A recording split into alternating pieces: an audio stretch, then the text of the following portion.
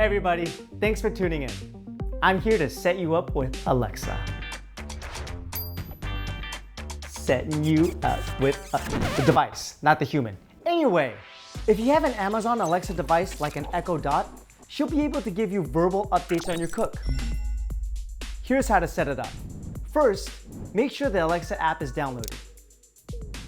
Then find MEATER in Alexa's skills.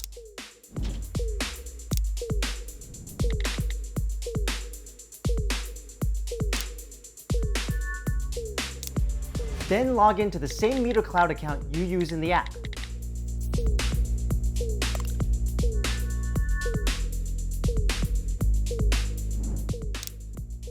Tap Finish, and you're all hooked up. At the moment, Alexa won't be able to tell you when to remove from heat, but can answer requests based on your temperatures and your cook time.